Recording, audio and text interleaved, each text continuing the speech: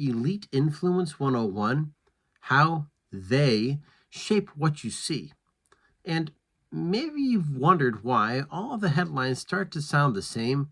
This isn't a coincidence. It's really almost like programming. And if you can remember back to Psychology 101, you've talked about Pavlov's dogs and classical conditioning, where he rang the bell every time before feeding the dogs. And of course, what he did mentally was condition the dogs to expect food. And every time they heard the bell, they expected the food. And so maybe we are Pavlov's dogs in this experiment. And if you can relate, hit the like and hit the subscribe, and maybe even share this video with somebody else you care about, because the videos we're trying to put together for this channel really do affect people like us on Main Street and try to transcend the big media stories, because the stories that matter most are oftentimes the ones that aren't covered. And if you like that, leave a comment below and we'll continue. I am not a conspiracy theorist. I want to start off with that, but I do want to make sure that we understand there are organizations out there, from Bilderberg to Davos to the Council on Foreign Relations.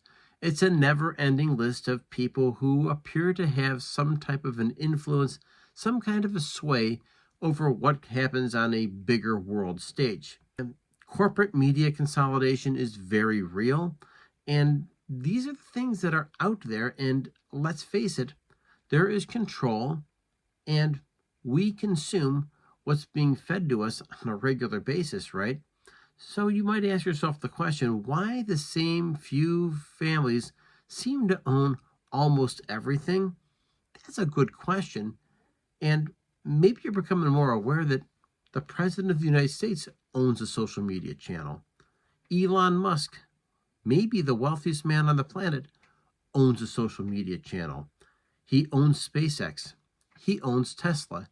You're kind of getting the picture, and if there's only a few big players controlling the messaging, then you're kind of understanding maybe the bigger piece here that's going on that's affecting every single one of us. So a deeper dive would say that there really seems to be some kind of a manufactured consent going on when it comes to headlines. The narrative timing seems to be repetitive, doesn't it? War, inflation, culture wars, immigration, hit start, repeat this all over again. And so these themes are constantly being repeated, almost getting us into a cycle of what we're hearing, what they're following up with. But is it really the news, or is it really more like classical conditioning?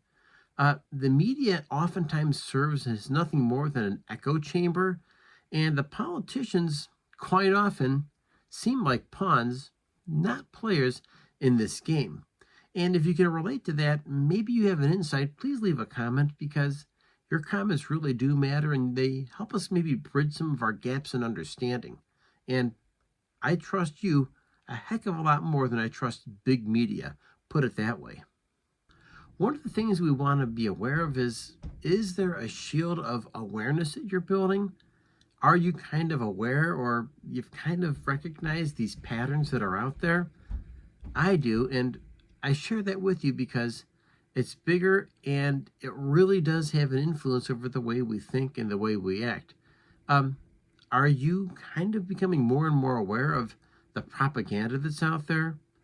Are you becoming more aware of alternate sources of big media, like channels like this that really do look after people like us, and how average people really stay informed, because we want to keep our wits about us. We don't want to become completely entranced with the big media stories.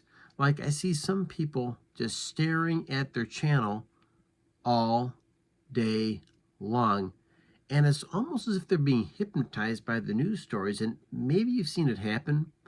Maybe you could relate to it.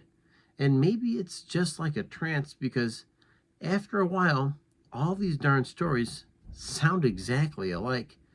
And if you're relating to it, hit like and subscribe, because the fact is, you're not alone. I'm right here on the ride with you. So if I could ask you in closing, if you're being more awake about what's going on and what's being fed to you, be part of this. Help us hit 500 subscribers and break through the noise, because the messaging we're trying to do here really is for people who are trying to understand Wall Street and understand DC politics and how it affects people like us on Main Street. Hey folks, I want to remind you that the biggest battle we fight every single day is the one between our ears. Stay healthy, because your health matters a ton, and with good health you have mental clarity and you have direction.